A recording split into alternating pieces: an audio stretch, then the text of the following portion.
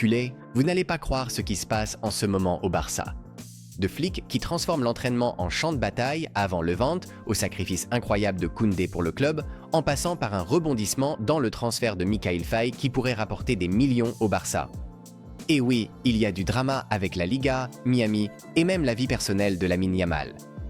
Accrochez-vous, celle-ci est chargée. Kühler, le match approche à grands pas. Ce samedi, le Barça se déplace à Levante et Hansi Flick ne plaisante pas. Après une journée pluvieuse à San Juan d'Espí, l'entraîneur a littéralement poussé l'équipe à bout pour s'assurer que tout le monde soit prêt pour la bataille à venir.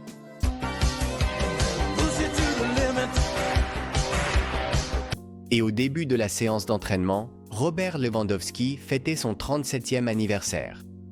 L'équipe l'a félicité. Mais comme toujours, le vrai cadeau ne vient qu'après la victoire, n'est-ce pas? Les jeunes talents de retour avec l'équipe première.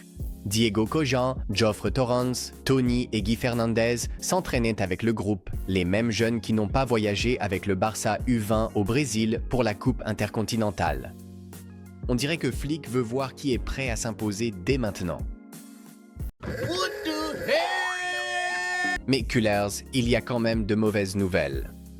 Gérard Martin, Wojciech Szczęsny et Ronny Bargi ne sont toujours pas inscrits. Voici la situation. Oriol Romeu est presque parti, mais l'accord n'est pas encore finalisé. Iñaki Peña doit trouver un nouveau club pour libérer une place pour Szczęsny. Pour Bargi, le Barça doit d'abord prêter acte fort. Tout cela pourrait être réglé après la séance d'entraînement de vendredi. Vous voulez des stats, des infos exclusives sur l'actualité du Barça sur votre téléphone? Téléchargez Barcelona Live. Restez informés avant tout le monde. Le lien est dans le commentaire épinglé. Et je voulais vous raconter et vous montrer l'expérience incroyable que vivent les équipes de jeunes du Barça à Rio de Janeiro lors du tournoi intercontinental U20. Tout se terminera samedi avec un match contre Flamengo au Maracana qui, je vous le rappelle, pourrait être plein à craquer. Et on vous racontera tout sur ce match dans notre épisode de lundi. Les gars, vous n'êtes pas prêts pour celui-là. Jules Koundé vient d'accepter une baisse de salaire massive. On parle d'une réduction de salaire de 60%, de 13,5 millions à environ 5,5 millions d'euros par an. Pourquoi? Simple. Pour aider le Barça à survivre financièrement et à enregistrer de nouvelles recrues sous le plafond salarial strict de la Liga. C'est ce que j'appelle la loyauté. Le défenseur français, qui vient de signer un nouveau contrat de 5 ans, montre qu'il est engagé à 100% dans le projet du Barça. Depuis son arrivée en provenance de Séville en 2022, Koundé est devenu un pilier de la défense sous Flick. Et avec cette baisse de salaire, le club fait un énorme pas vers la stabilité financière. Respect à Jules. C'est le genre de sacrifice qui permet à l'avenir de l'équipe de rester vivant. Si vous respectez ce geste autant que nous, lâchez un like. Montrons à Koundé tout l'amour qu'il mérite. Les gars, c'est officiel. L'UEFA a approuvé la demande du Barça de jouer son premier match de Ligue des Champions à l'extérieur. Cela donne au club un peu plus de temps pour décider si les soirées européennes reviendront au Camp Nou rénové ou resteront à Montjuïc. Le problème est simple ici. Le Camp Nou n'est pas encore prêt. La phase 1A n'ouvrirait que 27 000 places, mais pour la Ligue des Champions, l'UEFA exige au moins 45 000. Si les travaux prennent du retard, le Barça pourrait devoir rester à Montjuïc. Quoi qu'il en soit, le club a désormais un peu de marge et l'équipe de Flick peut se concentrer sur un bon début de saison. Et quel rebondissement! Barcelone a rejeté la demande de prêt de Mari Casadei formulée par Gérone. Le club a été clair. Aucun départ. Il reste à moins que le joueur lui-même ne dise « je veux partir » et qu'une offre sérieuse arrive sur la table. Gérone le voulait pour cette saison. Ils sont champions de la Copa Catalunya et ont besoin de puissance au milieu de terrain pour la Liga. Mais le Barça a dit soit 30 millions et il est à vous, soit pas de deal du tout. Et voici le point clé. Cet argent pourrait aider le Barça à enfin atteindre la règle du 1 pour 1 d'ici janvier pour enregistrer Gérard Martin, Szczęsny et Ronny Bargi. Casadei vient de la Masia, il représente l'avenir du Barça. Et en ce moment, son destin est en train de se jouer. Eh bien, pendant que nous rions de la proposition plutôt naïve de Gérone, je vous suggère de jeter un œil à cette blague du journaliste d'El Chiringuito TV et supporter du Real Madrid, Edu Aguirre. Voici ce qu'il a dit. Lamine, tu laisses la couronne à Franco Mastantuono. Et je ne peux m'empêcher d'être d'accord avec ce commentaire. D'abord, il a laissé la couronne à Eric Collier, puis à Hendrik, et maintenant à Mastantuono. Oh, et cette vidéo de Yamal en train de rire convient aussi parfaitement comme réponse à ce malentendu madrilène. Les gars, pendant que le Barça se prépare pour le prochain choc de La Liga, les médias s'emballent. Lamine Yamal est la célèbre rappeuse argentine Nicki Nicoli. Elle s'est été aperçue à sa fête d'anniversaire pour ses 18 ans, l'encourageant pendant le match contre le Como, puis se promenant avec lui à Monaco. Vous imaginez bien que les tabloïds sont déjà en ébullition. Et puis le père de Lamine, Mounir Nazraoui, est intervenu. Les journalistes lui ont directement posé des questions sur leur relation. Sa réponse était tout simplement géniale. « Je ne sais pas. Qui est-elle ou quel âge a-t-elle ?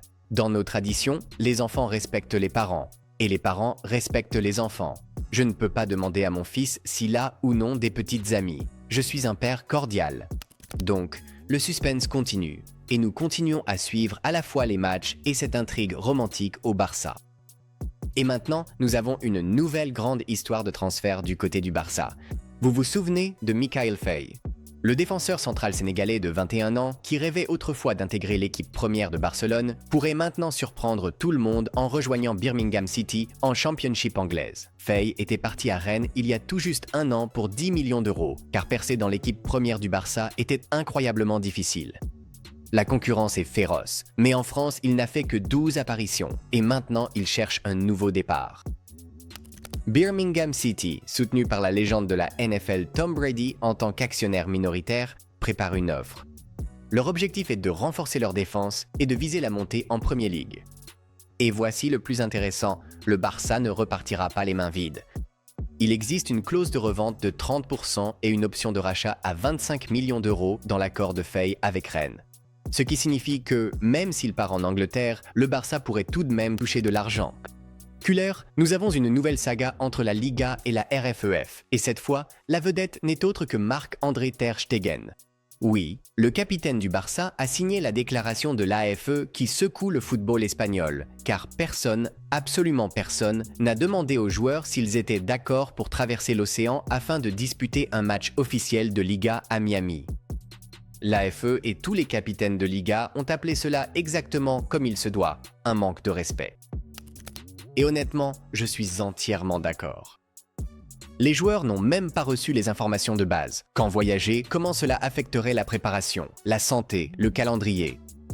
Juste une décision imposée d'en haut et débrouillez-vous avec ça. Des sources chez Sport confirment que la signature de Marc n'a rien à voir avec sa blessure ou des problèmes de contrat. C'est un pur acte de solidarité. Ter Stegen, comme tous les autres capitaines, veut simplement des réponses. Personne n'est contre les nouvelles idées, mais il y a des règles, des calendriers et la santé des joueurs en jeu. Et honnêtement, c'est formidable de voir les capitaines ne pas rester silencieux. Il ne s'agit plus d'un seul match. Il s'agit de la façon dont la Liga traite ses joueurs. L'AFE exige une totale transparence de la part de la Liga et de la RFEF. Si vous voulez organiser un match de championnat à l'étranger, alors ouvrez un dialogue, écoutez les joueurs, mettez-vous d'accord sur tout à l'avance. Parce qu'en ce moment, on a l'impression que la Liga dirige un projet commercial et que les joueurs ne sont que des figurants. Nous allons suivre de près pour voir si les capitaines sont entendus. Car si même ter Stegen signe des déclarations comme celle-ci, cela veut dire que la patience des joueurs arrive à bout. Bon, les culés, après le feuilleton de Miami, changeons de sujet. Car à la Ciutat Esportiva, l'ambiance est montée d'un cran. Robert Lewandowski vient tout juste d'avoir 37 ans et l'équipe lui a réservé l'accueil d'anniversaire typique du football, le fameux tunnel de claques. Vous connaissez la tradition, tout le monde se met en ligne, le fêté traverse en courant et, disons que certains joueurs prennent un peu trop de plaisir à ce moment-là. Lewy était absent depuis quelque temps à cause d'un petit souci musculaire, mais maintenant il est de retour à l'entraînement à plein régime. Et à en juger par les sourires, les blagues et quelques gestes appuyés dans ce tunnel, toute l'équipe est ravie de le voir de nouveau en forme. Ce n'était pas qu'une fête d'anniversaire, c'était un message fort. Lewandowski est de retour et prêt à faire parler la poudre. Et franchement, 37 ans, il court comme s'il en avait encore 27. Et voilà pour les montagnes russes du Barça aujourd'hui, Cullers. Des plans de bataille de flics au sacrifice de Koundé, en passant par la possible chance de jackpot pour Faye. Ce club ne dort jamais. Lâchez un like si vous respectez la loyauté de Koundé, abonnez-vous pour ne pas manquer l'épisode de lundi sur la finale U20 au Brésil et bien sûr le match Levante-Barça. Bonne journée à tous, à bientôt.